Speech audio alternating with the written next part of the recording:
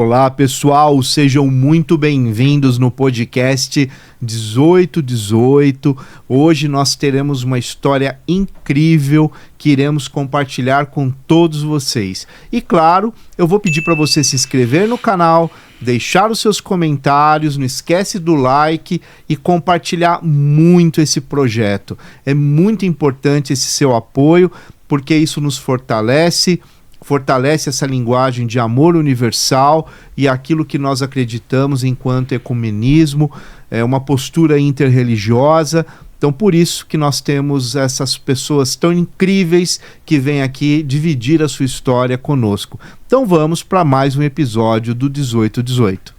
Oi pessoal, tudo bem? Eu sou Ana Clara Lambert e espero muito que vocês estejam tendo uma boa semana. E como foi dito, eu acho que hoje vai ser um episódio muito legal, com uma história que vai enriquecer muito o nosso programa. Então eu estou muito ansiosa e espero que vocês também estejam para conhecer a história do Mário Filho.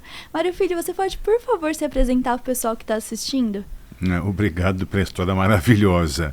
Bom, meu nome é Mário, eu sou coronel da Polícia Militar de São Paulo, já aposentado há 5 anos.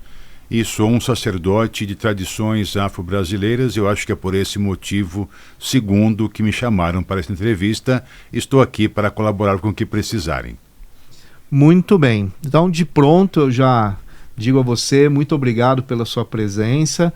E é interessante porque não é o primeiro policial militar que vem no nosso programa e que tem uma caminhada espiritual muito interessante. Não que uma coisa não dialogue com a outra, mas é interessante, né? E os 3 que aqui vieram, eles já tinham deixado a polícia, né? Cada um por uma razão. Sim, e inclusive um ainda está como policial militar. Eu acho que foi muito interessante porque no episódio dele ele falou a importância que a religião trouxe para a saúde mental dele e o aporte que ele tem disso para poder exercer a profissão dele. Na verdade, você me fez lembrar, foram 3 que já vieram. Muitos, Foram 3, exatamente. Um nativa e os outros 2 afastados, né? Por questões médicas. Sim. E que hoje dedicam toda a sua vida para a questão da espiritualidade. É muito legal isso.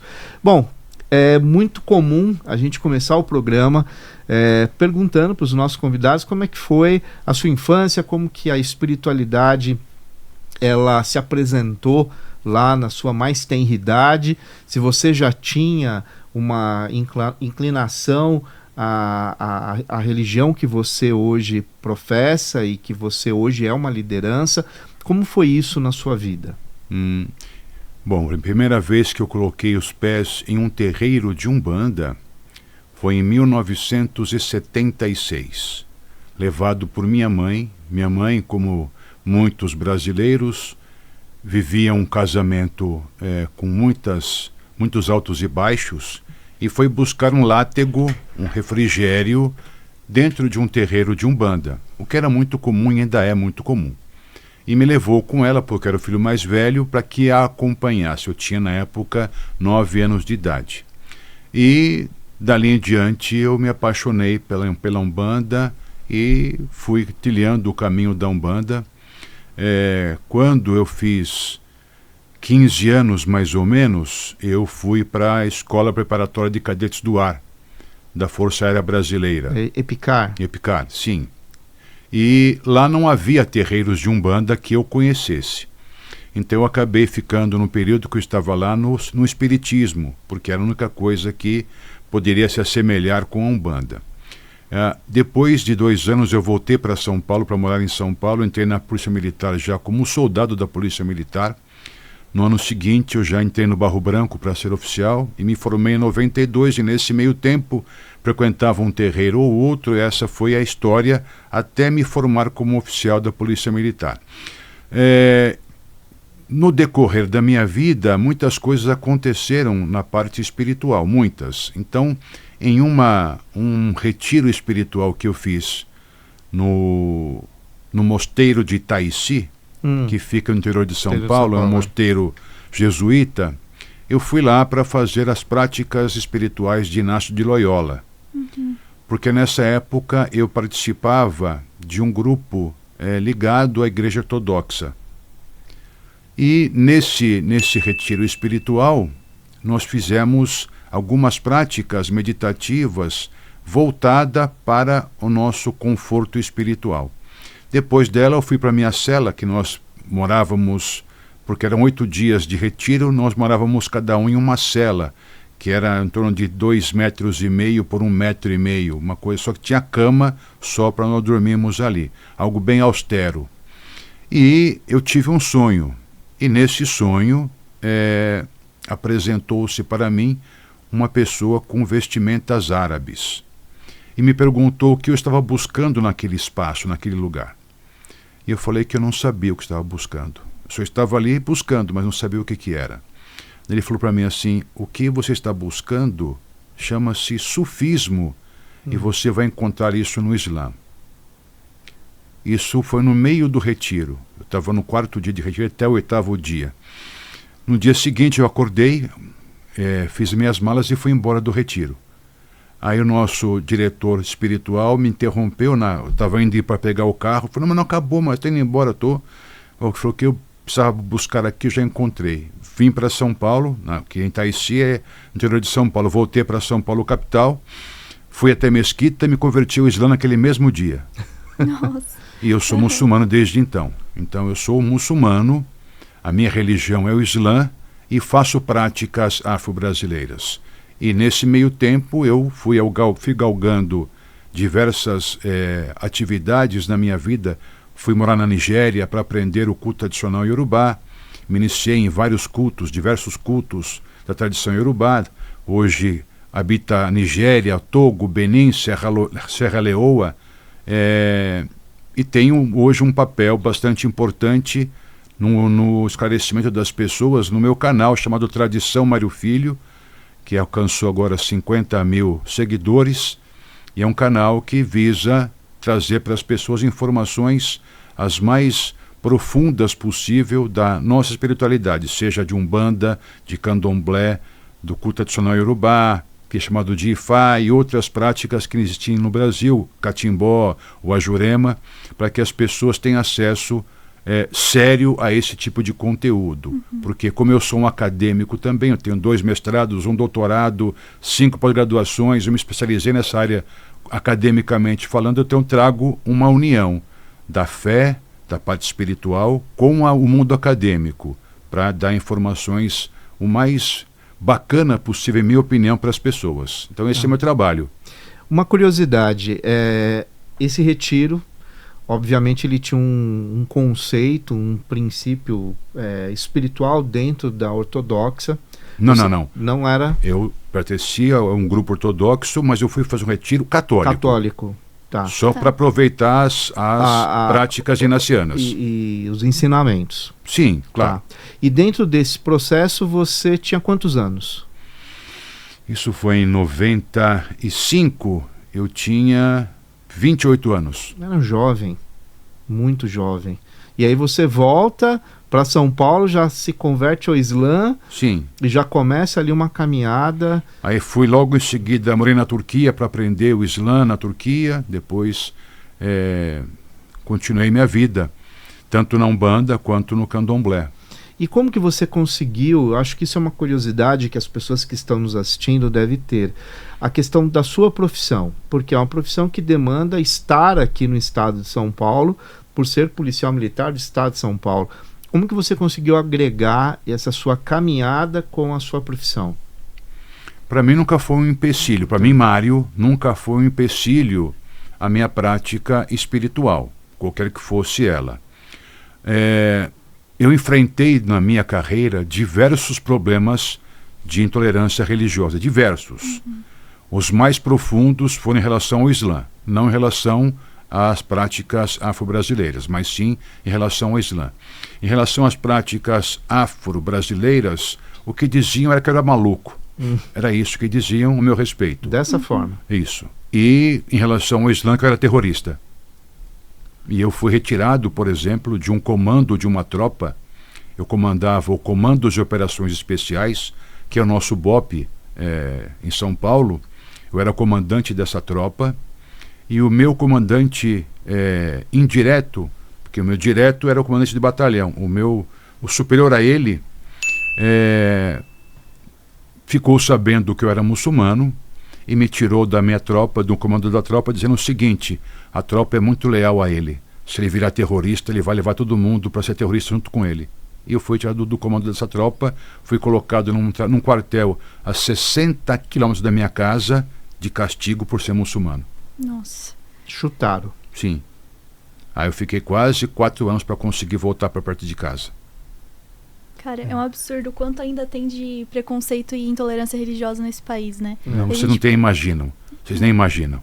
E tem uma questão aí que, principalmente a questão do Islã também, entra a questão da ignorância mesmo, né? A falta de conhecimento, cultura, e como há essa influência da mídia norte-americana, que é tão poderosa aqui no nosso país, e que coloca o Islã como um universo vilão, né? Como terrorista, e que, na verdade, o Alcorão, como a filosofia islã, ela é linda, né? Sim. Ela, filosoficamente dizendo, Sim. é de uma profundidade fenomenal. Só para trazer um exemplo, que eu acho que é muito legal a gente sempre falar disso, Maria é citada 3 vezes mais no Corão do que na Bíblia. Sim. E a gente tem um capítulo no Corão só de Maria. Sim. E é impressionante ver a visão muito bonita que eles têm de Maria dentro do Corão. Eu já li os textos que falam sobre ela. É muito bonito. Sim. Mas a gente tem muito... E eu acho que isso entra muito numa missão que você tem, que é educar, né?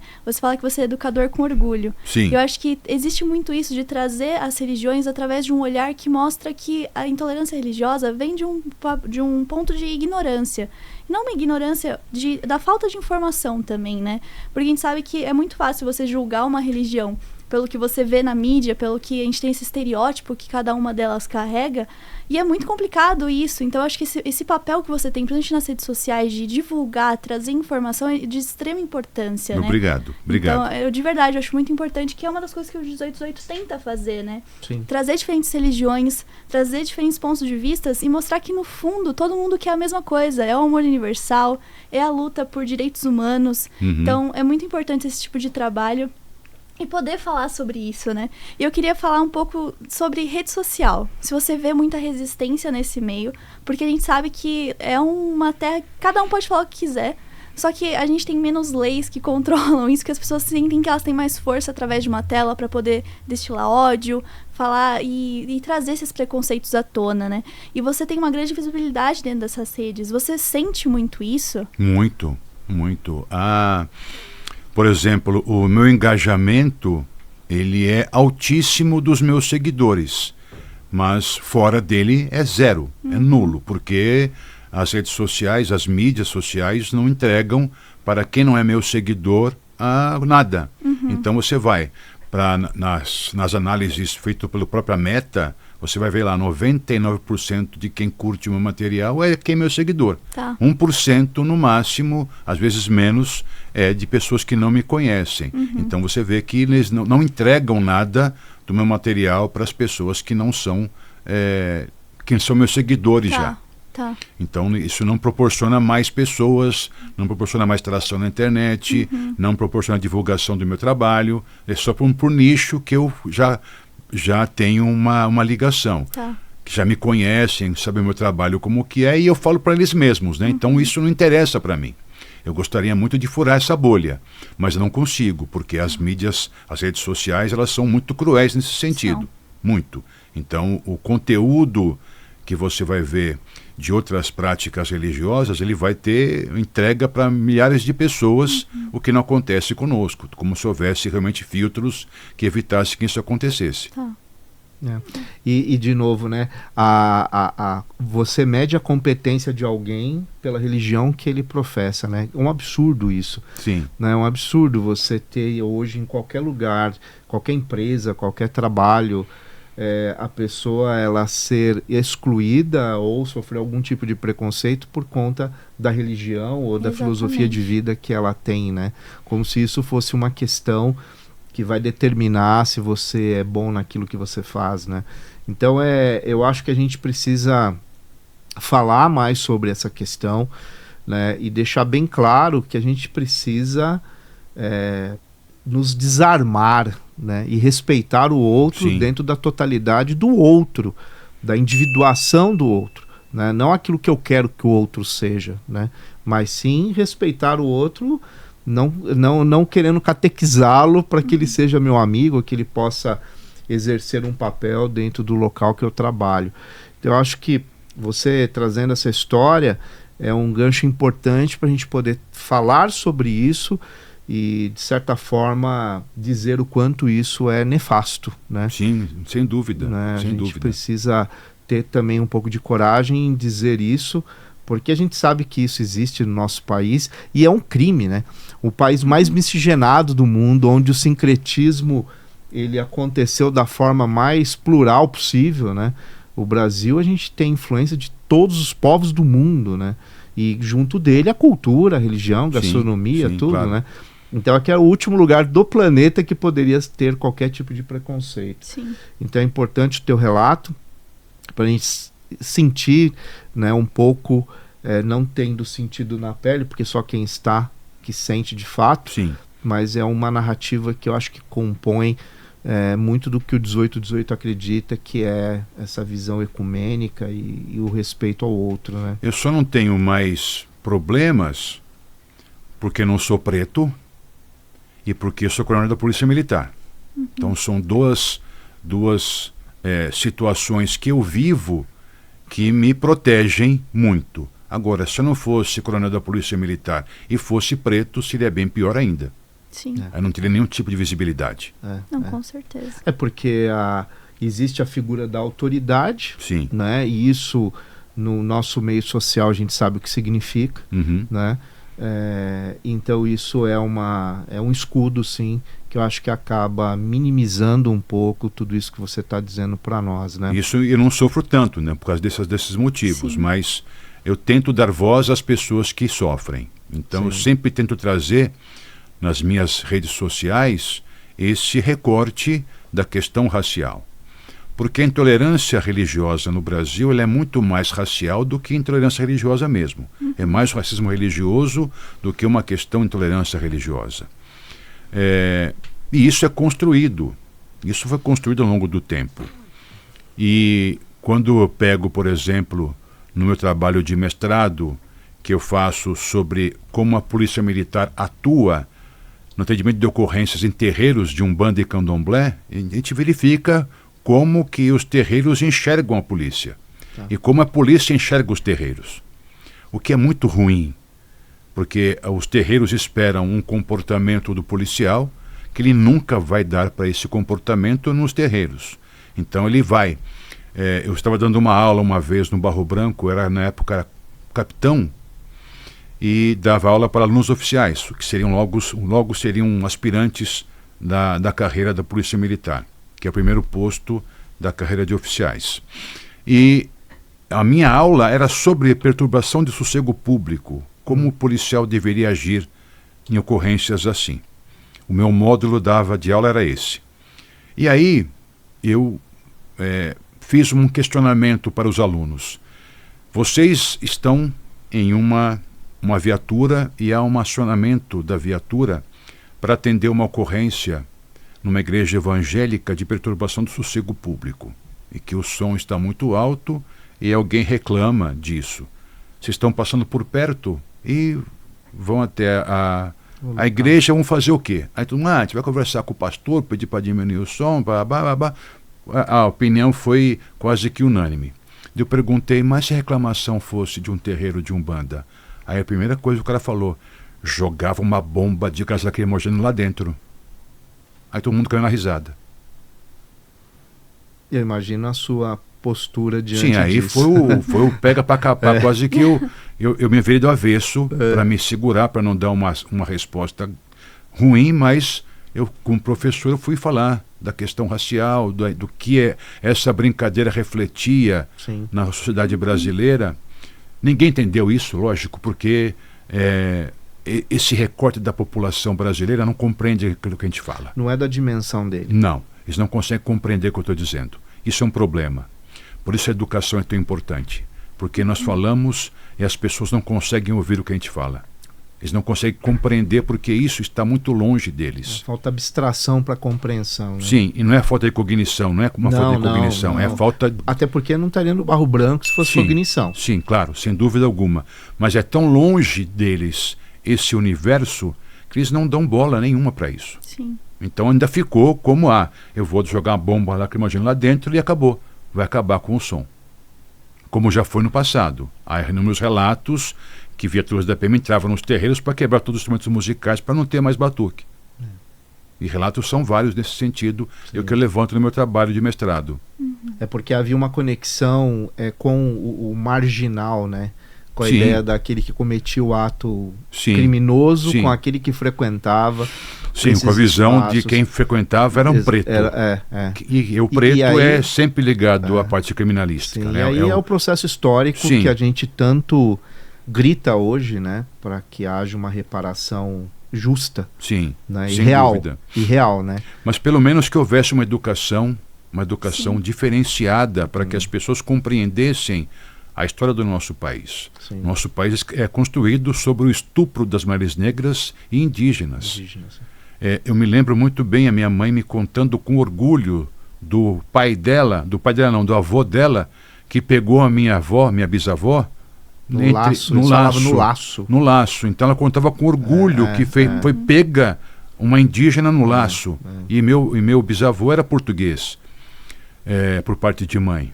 E aí você pergunta, quantas mais pessoas tiveram essa mesma situação, viveram a mesma situação e falam com orgulho, foi pego a laço. É muito triste, né? Ainda bem que nós estamos num tempo onde muito mais pessoas estão lutando, né?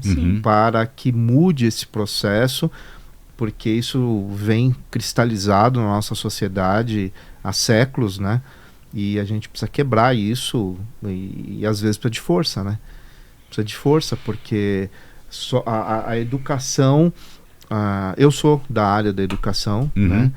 Sou professor e há mais de 30 anos e a gente é desvalorizado da hora que acorda, da hora que dorme nesse país e a gente precisa de mais pessoas falando e militando e nas frentes, em todas as frentes, né, falando sobre isso e criando projetos também, né? Sim. E aí até eu já emendo minha pergunta. Você trabalha com projetos sociais que visa essa conscientização também. Você hoje está dentro de um espaço, de um terreiro, de um espaço sagrado, como liderança religiosa. Como que está hoje o Mário dentro desse cenário que nós estamos vivendo? Eu dirijo vivendo? um templo chamado Templo Espiritual Caboclo Pantera Negra. Fica onde, Mário? Fica na Avenida Zunkler, 973, Alto do Mandaqui, perto de Santana. Conheço. Perto de Santana. Então eu dirijo esse templo, faz agora este ano 24 anos. Nossa, bastante tempo, hein? Sim, bastante tempo. Eu faço 50 anos de Umbanda ano que vem. 50 anos? 50 anos de Umbanda ano que vem. Mas veja, o nosso terreiro, ele já há aproximadamente 7 anos, ele participa do auxílio a um grupamento indígena do Jaraguá, a Tecoa Pindomirim, que nós ajudamos. Então todo nosso trabalho no terreiro, a pessoa que vai visitá-lo, para que ele possa entrar, ele tem que levar um kit de alimento não perecível, ou um kit de alimento, o kit de higiene pessoal. Higiene pessoal, tá. E todo esse material é enviado para a Tecoa, para a comunidade indígena. Então já há 7 anos que nós temos esse projeto. Além disso, é claro, nossos membros do terreiro sempre visitam a Tecoa para levar as pessoas para conhecerem a vida numa comunidade indígena e ouvirem as histórias deles. E também todo ano nós temos a comemoração do nosso aniversário no mês de agosto, em que nós trazemos sempre lideranças indígenas para falar sobre a situação deles no Brasil. Na última tivemos 2 ativistas bastante famosos que falaram sobre a questão indígena no Brasil. Então nós temos esse trabalho bastante árduo também. É um trabalho de formiga, porque é o meu terreiro que faz isso. Eu conheço poucos outros que fazem a mesma coisa. Mas é o que dá para a gente fazer hoje. Tá. Sem recurso, Sim. então é tudo do nosso bolso, da nossa boa vontade, não tem recurso de nada. Mesmo o meu canal sendo tão grande assim, nunca surgiu um patrocinador, alguém para poder ajudar, nunca, porque é macumba. Macumba é coisa de preto, é coisa de gente ruim, do diabo, então não vou ajudar. Tá. E aí todo o trabalho é voluntário? Tudo é voluntário. Tudo é é voluntário. voluntário. O carro que leva o material para a comunidade indígena é voluntário. Quem reúne o material, quem empacota o material, quem encaixota o material, tudo voluntário. Tá. Que legal. E ele é aberto para as pessoas de fora visitarem, participarem Claro, dos ritos? claro, sempre, sempre. Inclusive nas épocas onde há o solstício e os equinócios, que também os indígenas observam essas datas, também há comemorações, há casa de reza, a OPI, que é a casa de reza, também é aberta às pessoas que estiverem lá para assistir um ritual indígena. Então é muito importante que as pessoas tenham esse conhecimento. Então nosso terreiro tenta ser um polo de informação também nesse sentido. Legal. Se alguém estiver assistindo e quiser ajudar e participar desse processo de doações, como eles fariam contato? É só entrar em contato com a gente. O telefone de contato é 11 99 652 3367, que é o meu telefone particular. Hoje, inclusive, eu recebi uma doação de geladeira, forno micro-ondas, panela, tudo para a destinação também da Tecoa. Então nós temos já pessoas de fora do terreiro também já participando desse trabalho. Tá, não, muito legal. E o terreiro, 24 anos, já está bem consolidado na região, Sim, né? Creio sim. eu que já deve ser bem conhecido ali na região. É o terreiro do Coronel. Ah, Todo mundo conhece lá como terreiro do Coronel. Mas não tem uma visibilidade tão boa na comunidade, infelizmente, porque é um bairro de classe média. Logicamente, ele não vai ter muito gosto em ter um terreiro no seu bairro. Então, quem frequenta o meu terreiro não mora ali. São pessoas que moram longe. Não tem ninguém que mora perto do meu terreiro. Tá. Porque é o pessoal de classe média. Vem de outras regiões Sim. ali da Zona Norte. Outras cidades tal, mas da região ali onde nós moramos, onde nós temos o terreiro, não. E você, o terreiro você abre depois que você se reforma? Não, tem 24 anos. Então você se reformou. Você estava nativa. Já tocava o terreiro. Eu abri o terreiro, eu era tenente ainda. Tá. Você sentia resistência ou preconceitos também dentro da polícia em relação a isso? Porque você falou a questão do muçulmano, né? Sim, então tinha, mas não era tanto quanto o Islã. O pessoal só falava, é maluco, o mar é maluco, e pronto, morria o assunto. Era só isso que diziam. Então não tinha tanta pressão. Com relação ao Islã, sim. Não, interessante. Impressionante. Isso é uma informação curiosa, né, no sentido social, de se compreender Uma isso. vez um oficial do Serviço de Informações da Polícia Militar, logo depois do 11 de setembro, ele me chamou para uma conversa na sala dele. Ele era major, era capitão. E ele começou a jogar um verde no que eu dizia sobre o Islã, eu achando, na minha ignorância, que ele estava curioso. Ele queria levantar um serviço para ver se realmente eu apoiava o terrorismo, se realmente eu tinha viés terrorista, porque para ele eu era mais um terrorista, porque era muçulmano. Estava tipo testando. Sim. Nossa. Uma pessoa com mestrado, com doutorado. Porque com essa patente teve que passar por isso, né? E o capitão, ele major, que é um posto acima de mim só. Me tratou de uma forma bastante agressiva, bastante dura, como se eu fosse realmente um terrorista na frente dele. Nossa. É muito triste. E com relação a Umbanda ou Candomblé, teve só um fato uma vez que foi triste. Eu comandava a companhia de Itapevi. Veja, eu morava na zona norte de São Paulo, próximo do terreiro, ali no Mandaqui. Fui mandado para Itapevi, quando foi o castigo por ser muçulmano. Aí, o meu comandante, ele começou a fazer, liberou para que fossem feitos cultos evangélicos dentro do quartel no horário do expediente. E aquilo me deixou bastante revoltado. Você pode ir A, pode o B, pode Aí eu fui o C, pedir para ele se eu poderia fazer uma gira de Umbanda no quartel, fora do expediente. Ele falou assim, não vou deixar porque não quero bagunça no meu quartel. Nossa. É triste, né? Eu acho que a definição que a gente pode dar para isso eu trabalhei também na escola pública durante 20 anos e tinha de vez em quando também algumas intervenções de algumas religiões, né? E eu sempre questionei isso, né? Porque a partir do momento que você abre para um, você tem que abrir para todas. Claro. Né? Porque vivemos numa democracia, ainda mais dentro de um aparelho público. Claro. Né? Dentro de um aparelho público a coisa é mais séria ainda, porque se é uma escola privada, se é um espaço privado, de repente você pode deixar a critério do dono, né? Porque é a conduta do dono da empresa, né? Certo. Se o funcionário vai aceitar ou não é outra conversa. Agora, um aparelho público, o nome já diz, né? Então eu acho que isso é uma questão que tem que ser vista porque acontece até hoje. E a gente sabe que está acontecendo até hoje. Não, hoje piorou muito mais. Então. Hoje existe até uma certa imposição, né, em relação a isso. Sim. Isso é muito sério. Né? Nós temos um problema sério na Polícia Militar de São Paulo, que são os PMs de Cristo. E eles dominam hoje grande parte da mente do policial militar. Então eles criaram já categorias de capelães que ficam nos quartéis acompanhando os policiais militares, e é uma lavagem cerebral quando tem reuniões nos quartéis em igrejas evangélicas, em grandes conglomerados, ou da Universal ou da Mundial, que comportam um número de PMs no mesmo espaço. Então isso tem sido um problema sério na corporação.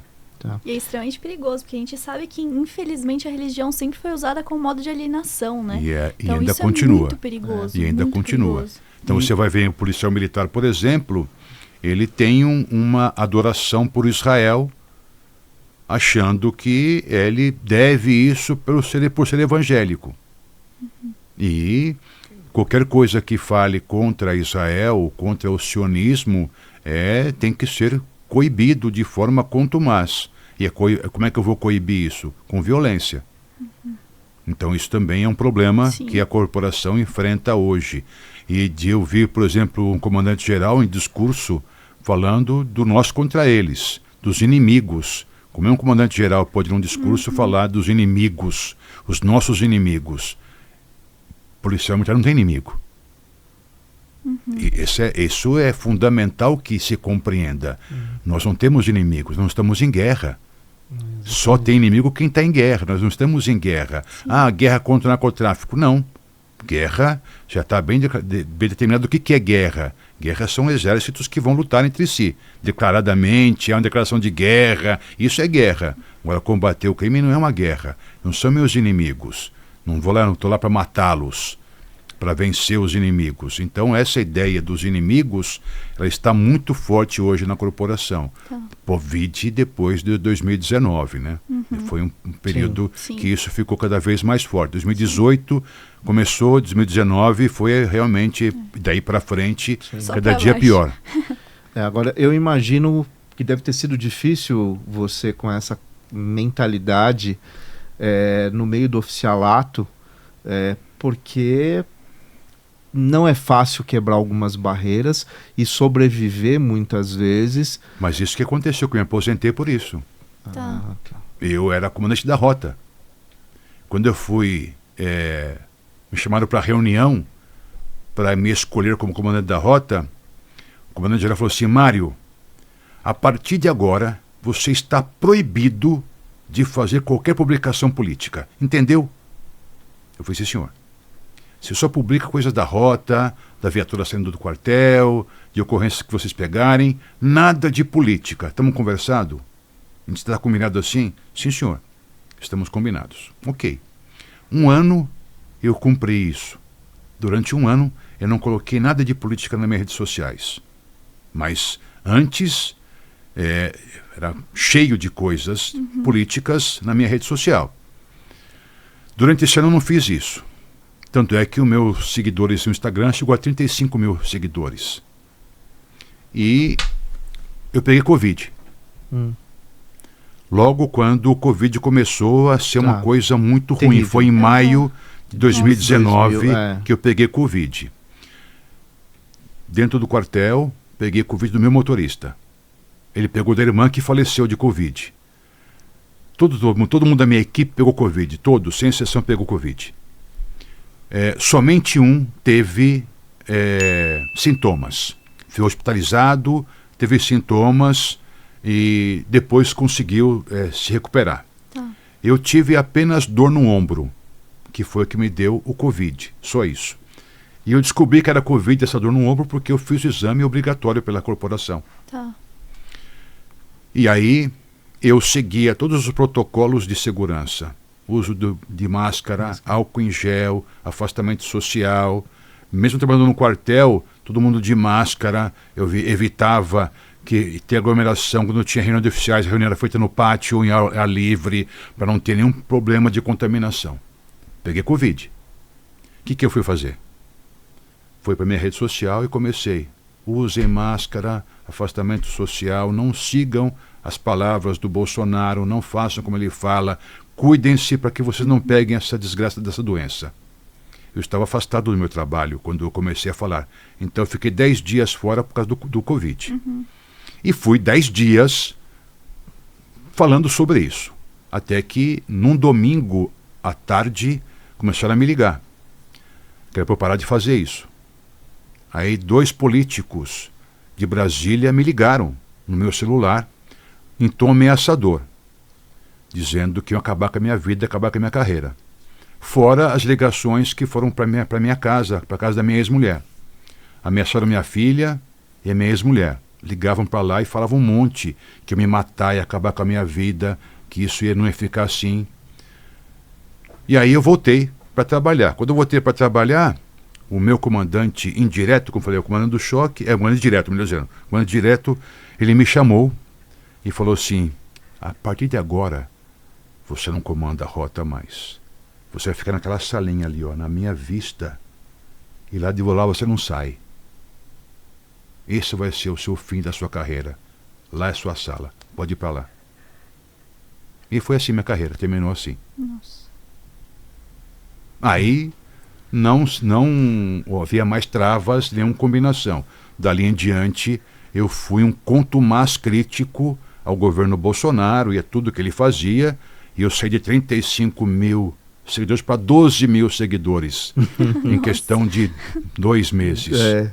Hoje tenho 25 mil seguidores no Instagram, mais recuperação, mais pelas pessoas da questão afro-brasileira. Mas mesmo assim, quando sai alguma publicação minha como coronel, eu perco mais um monte, porque para muita gente é inadmissível um coronel ser pai de santo. Ainda não, o pai de santo e o coronel não combinam. Então, no povo da candomblé e da Umbanda ainda sou... Não, esse cara não me representa. Então, ele passa a ser amigo, aí vê que eu sou coronel, desamiga. E assim vai. É o velho e bom julgamento, né? Sim. Que as pessoas carregam dentro de si em relação a tudo. Aquilo não combina, né? Sim. Mas o que combina? É o Capitão do Mato, por exemplo. É o cara lá, é triste. Mário, nós temos um quadro aqui no nosso podcast que eu vi que você gosta bastante dessa parte de estudo e a gente chama de 1818 Indica, que a gente pede para o nosso convidado indicar um livro, alguma literatura, algo que você acha que a pessoa que está assistindo possa ler e ter contato. Olha, indicar pra gente. Eu perguntei quando me deram essa notícia se eu poderia indicar meus 2 livros. Claro. E ela falou que poderia indicar. Então, eu tenho 2 livros que são 2 livros de bolso. Tem 100 páginas cada um. Um chama O que é Religião Afro-Brasileira, que é um livro de informação básica para qualquer pessoa que queira ter um mínimo de noção o que é Umbanda, Candomblé, Jaré, Gungun, tudo que existe no Brasil de práticas afro-brasileiras está nesse livro. Chama O que é Religião Afro-Brasileira, da editora... eu não vou lembrar agora. Mas se procurar, você vai encontrar. E ela é uma sucursal da editora Record. E o outro livro é O que é o Islamismo.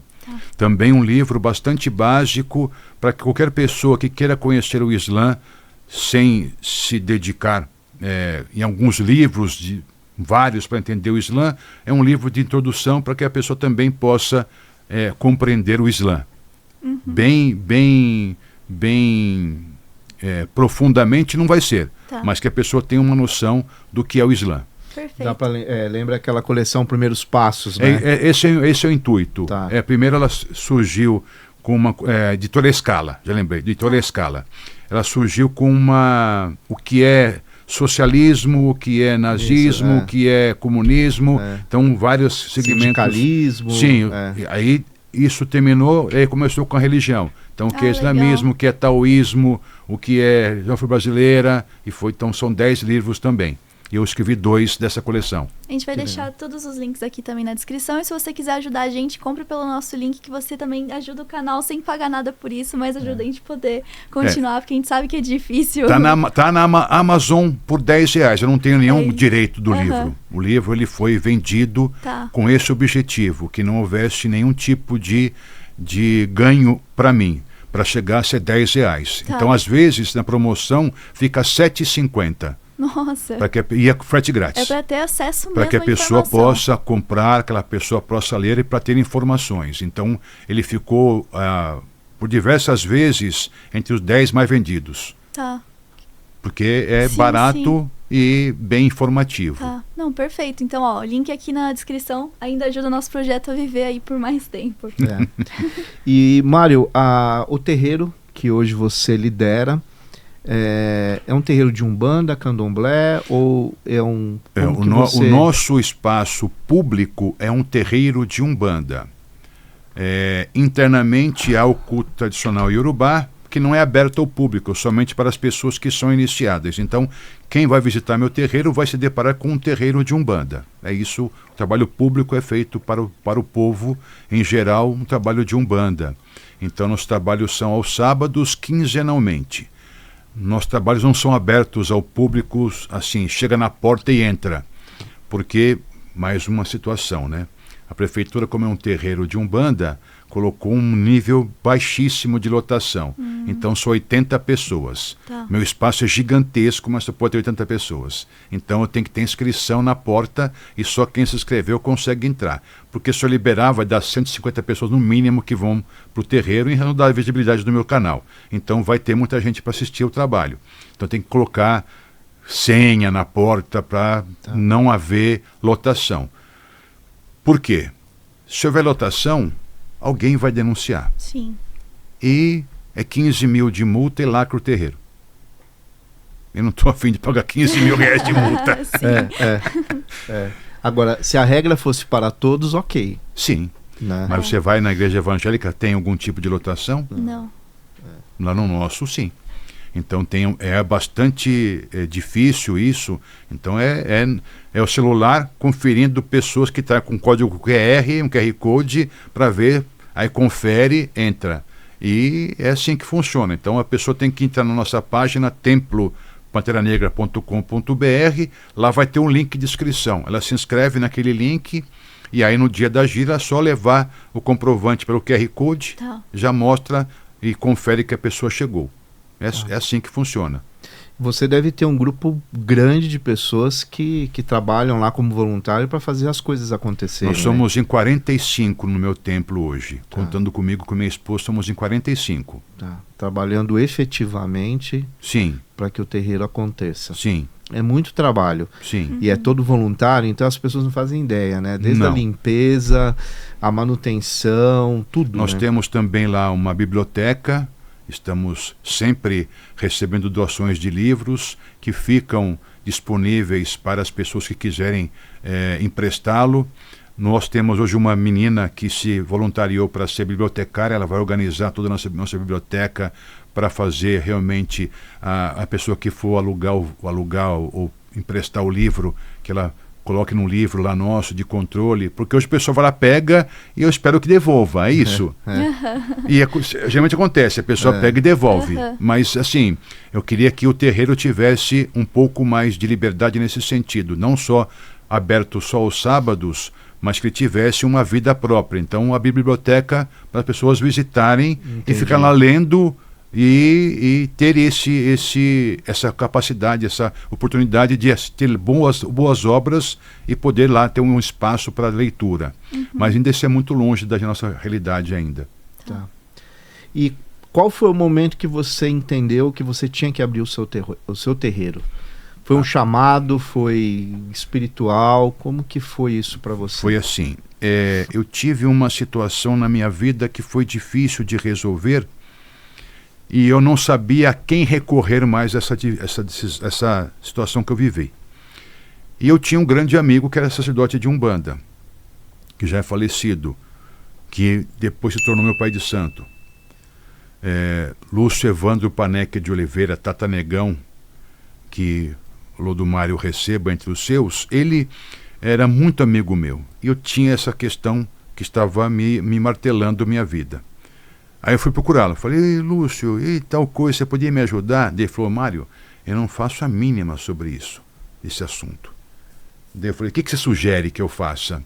Ele falou assim, olha, vamos lá em casa, eu tomo um banho de ervas, vou lá pro quarto de Umbanda, que ele tinha um quarto de Umbanda na casa dele, ele tinha um terreiro na casa dele, e vou lá e chamo o meu preto velho e você conversa com ele. Eu falei, ok. Aí esperei ele fechar a loja, ele tinha uma loja de comércio de roupas e tecidos, fui para casa dele, aí ele foi lá, tomou um banho normal, tomou um banho de ervas, fomos pro quarto de Umbanda dele, ele incorporou o preto velho e começamos a conversar. Daí ele falou assim, o preto velho, falou, Mário, falou, meu filho, vou falar normalmente, não como ele falou, você vai ter que procurar o meu menino para que ele jogue os búzios para você. Isso que é importante que você faça, porque solução para nós aqui, espirituais para você, nós não temos como dar. Você vai ter que jogar com ele para ver o que vai sair no jogo. Aí, ok, beleza. E desincorporou e falei, Lúcio, o preto velho pediu para que você jogasse para mim. Ele falou assim, vamos jogar então agora. Aí ele jogou os búzios para mim e falou assim, você tem que abrir seu terreiro. Aí eu comecei a rir. Falei, como abrir meu terreiro? Você tem que abrir seu terreiro, isso é missão sua, você tem que abrir seu terreiro. Eu falei assim, eu não quero isso para mim. Ele falou, você não tem que querer, você vai ter que abrir um terreiro. Eu falei, mas como é que eu vou fazer? Ele falou, vou ajudar você. E aí não só ele me ajudou, bem como ele conversou com outros sacerdotes para que eu acompanhasse vários terreiros ao mesmo tempo. Então eu pertencia a 5 terreiros ao mesmo tempo, trabalhava em 5 terreiros para ver como era o pai de santo. Trabalhando no terreiro, fazia minhas práticas com ele, as iniciações que eu tinha que fazer e tal. E isso durou 2 anos de trabalho intenso. Então toda a minha folga era dedicada ao trabalho espiritual. Toda. Quase sem exceção. Minha companheira na época ficava maluca com isso, porque ela não tinha vida outra que não fosse na vida na tradição afro-brasileira. E aí, em 2001, eu inaugurei o meu terreiro, que ficava numa edícula da casa da minha mãe. Dali em diante foi quando começou a minha carreira como sacerdote. Era só 3 pessoas que eram do terreiro, um capitão e a esposa dele e mais eu. Era nós 3 que eram do terreiro. Hoje temos 45 pessoas. Não temos mais porque eu não tenho capacidade de manter mais pessoas comigo. Então eu tenho que ter noção de quantos eu posso cuidar e atender realmente as pessoas. Ter 100 pessoas e você não consegue lidar com as 100 pessoas. Então eu não abro tanto para as pessoas serem membros, para que realmente eu possa olhar cada um, conversar, bater papo, ver se tem alguma dificuldade, orientar adequadamente. Não tenho essa ideia de ter terreiro de 100 pessoas. Isso para mim ainda não me é favorável. Talvez daqui uns 10 anos, montando um time com mais sacerdotes junto comigo, que possam também trabalhar, e aí isso será possível, mas por enquanto eu não vejo essa possibilidade. Entendi. Hoje eu estou naquela coisa de qual foi o momento, né? Que você entendeu que você tinha que ir para o YouTube e falar para o mundo sobre todo esse conhecimento e a sua espiritualidade. Qual foi a motivação? Por que você entendeu que isso era importante? Eu não tive nada a ver com isso.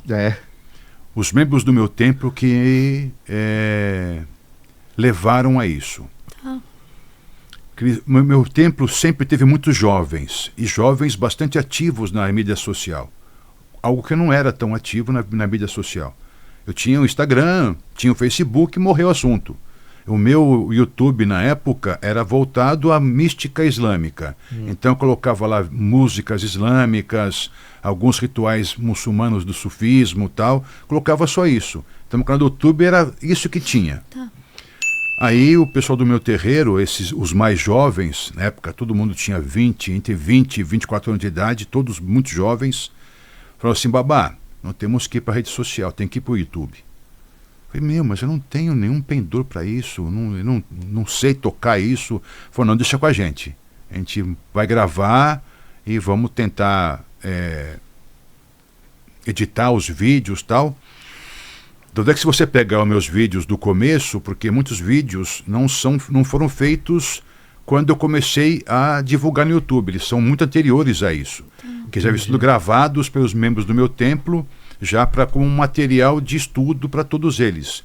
Então, se você pega lá esses meus primeiros vídeos, tem muito palavrão, muito palavrão. Eu sou muito crítico nas minhas afirmações, porque era mais voltado para o meu público ali que eu falava. Então você vê, os primeiros vídeos que eu tenho no canal são muito duros na divulgação. E são vídeos de 2h30, 3 horas de vídeo, porque era a aula que eu dava no meu terreiro para os membros, para que eles tivessem bastante informação. O que ainda é muito dificultoso, porque informações adequadas, elas estão em língua inglesa. Então é muito difícil você trazer informações adequadas para as pessoas. Ou são livros acadêmicos que você tem que garimpar informação, ou são literaturas estrangeiras que vão trazer informações adequadas sobre o orixá, por exemplo. E aí, isso está nos vídeos. Mas hoje, por exemplo, a minha característica da dureza nas minhas palavras, ela não mudou muito, só mudou os palavrões. Então hoje eu não falo tanto palavrão na comunicação do YouTube. Então eu fui me educando também em como me comportar perante as redes sociais. Sim. É lógico que eu não me adaptei totalmente. Então eu não consigo ter um discurso, como muitos têm, por exemplo, apolítico.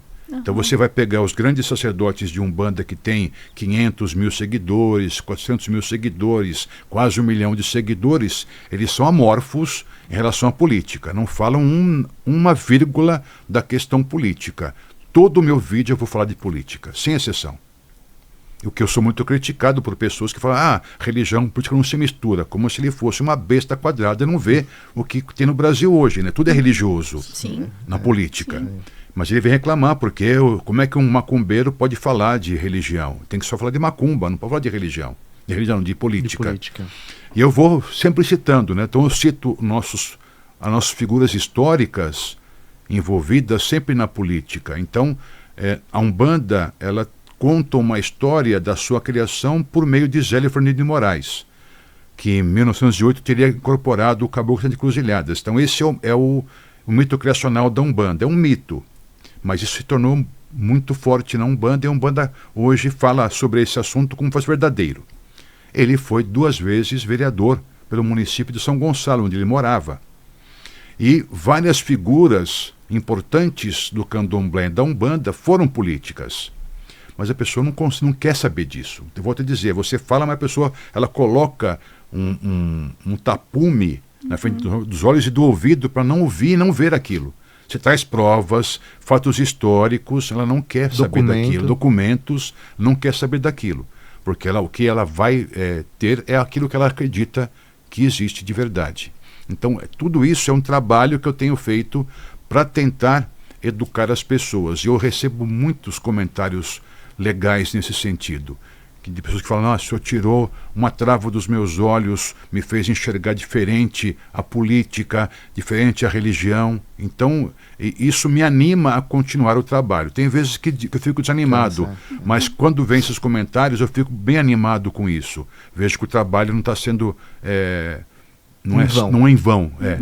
Não estou semeando em terra árida, e sim em terra fértil. Sim. Muito bem. Mário, infelizmente a gente está chegando no final do programa, né? Nosso bate-papo aqui passou bem rápido, muito rápido. Inclusive, tem margem aqui para a gente fazer um segundo episódio, né? Num outro momento, se você tiver, claro, à disposição também, né? Claro. Porque a gente precisa sempre conciliar a agenda. E a gente tem uma pergunta tradicional no nosso programa, no final do programa, que é pedir ao convidado que fale sobre Deus e tempo. Qual a visão dele, o conceito, enfim, como que ele entende Deus e tempo. Bom, para nós da tradição Yorubá, o tempo não existe. Então, os nossos ancestrais e os nossos descendentes estão ao mesmo tempo agora vivendo. E é por isso que esse ciclo, essa ciclaridade, ela é permanente. Então, nós estamos sempre em conexão com os nossos ancestrais e nossos descendentes. E isso é a beleza de Deus, porque Deus não nos faz criaturas que estão deslocadas do tempo, mas sim todos estamos juntos no mesmo tempo. E essa é a visão que você encontra na tradição Yorubá e em várias tradições africanas também, autóctones. E o Islã também fala sobre isso, que nós não morremos, nós só mudamos de estado para esperarmos a nossos demais ancestrais e descendentes também nos encontrar um dia. Então, para nós o tempo não existe, mas Deus sim. E Deus, ele é a única verdade que existe, não há outra. Nem mesmo o tempo pode separar nós de Deus. Muito bem. Também. Mário, eu queria agradecer muito então a sua presença e também a gente gosta de finalizar pedindo uma mensagem, algo que você possa falar diretamente para quem está assistindo. Vamos lá. Bom, gente, eu agradeço o convite, agradeço também a paciência de assistir até agora esse programa, mas eu peço a todos que assistiram a esse programa, que coloquem a mão na consciência e observem os fatos históricos que estão acontecendo em nosso mundo hoje.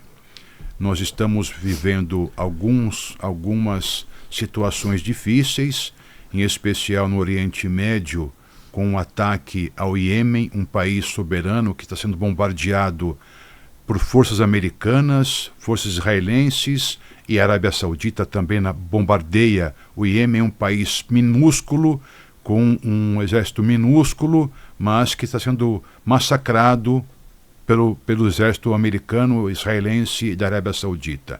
Nós temos um conflito no Sudão, mais uma vez um conflito no Sudão, outro conflito no Congo, em razão da luta pela tomada das minas de diamante e de ouro nesses países. Nós estamos tendo um problema na Palestina, que não é reconhecida como uma população que tenha direitos, são colocados como se fossem animais, a desumanização dessas pessoas.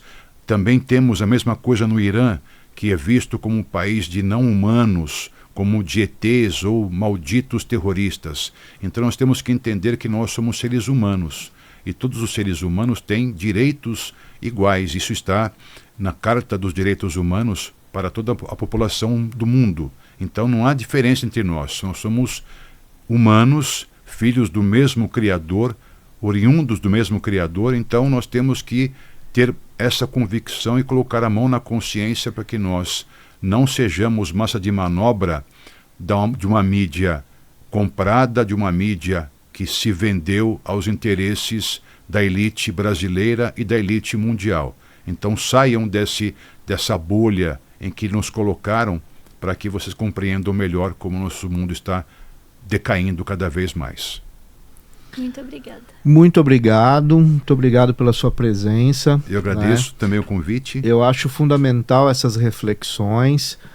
Creio que nenhum de nós estamos satisfeitos com o mundo que nós estamos vivendo. A gente, enquanto tiver uma criança na rua passando fome, significa que a nossa civilização, pelo menos até aqui, não deu certo. Então a gente tem que repensar, precisa refletir, precisa meditar, precisa entender que o amor ainda é a única força que de fato transforma o indivíduo.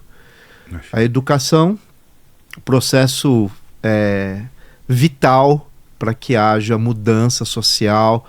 Nós somos seres políticos e seres sociais, portanto a gente precisa atuar, a gente precisa lutar por um mundo melhor. E eu acho que o 1818, quando traz pessoas que comungam também dessa perspectiva, fortalece o nosso projeto e, acima de tudo, eu tenho certeza que isso vai ecoar na casa de muitas pessoas e muitos seres, muitos espíritos, muitos corpos e mentes, e a gente vai poder avançar um pouquinho no mundo que a gente deseja, que não é esse que a gente está vivendo. Axé. Né? Amém. Eu acho que é mais ou menos isso. Então, muito obrigado mais uma vez. Eu quero agradecer a todos vocês que acompanharam o nosso programa de hoje. Claro que eu vou pedir para vocês se inscreverem no nosso canal, deixar os seus comentários. E antes que eu termine, como que as pessoas chegam no seu canal do YouTube, Mário? Tradição Mário Filho. Escreveu isso lá na busca, tá lá. Já tá lá. Tá lá. Então, Tradição E eu vou Mário deixar Filho. aqui na descrição também. também vai estar pra na facilitar descrição. todo Obrigado. mundo. E a gente vai se divulgar, né? Porque a gente precisa se unir aí Sim, dentro com dessa certeza. perspectiva desse mundo que parece que ele é tão distante, mas hoje ele é tão poderoso, que esse mundo digital, que ele é real. Ele é real, é onde muita coisa acontece, depois ele se amplifica no mundo material, e aí a gente não sabe por que aconteceu. Mas na verdade ele foi idealizado antes aqui nesse mundo digital, né? Sim, sim, sim. Então vamos nos unir, homens e mulheres do bem, né? Bom, eu vou, claro, finalizar falando da Noesis, não é, Ana Clara? Isso, a Noesis é um grupo de psicólogos que é totalmente formado e preparados para atender brasileiros que moram no exterior. Pode parecer que não, mas você ter um psicólogo que fala a mesma língua que você, que entende a sua cultura, faz totalmente a diferença. Então entre em contato com a Noesis se você mora fora do país e precisa desse aporte para a sua saúde mental.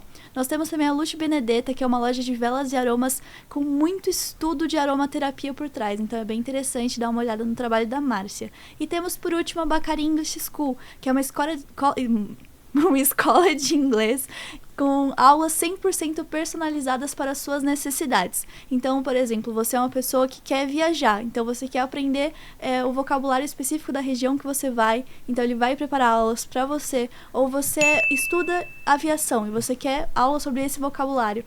Ele também vai ter aulas 100% personalizadas. Entre em contato com o Rodrigo, que é muito legal esse trabalho dele. É isso. E para você que nos acompanhou até aqui, muita luz e um grande abraço do amigo Marcelo Lambert. Até o próximo 1818.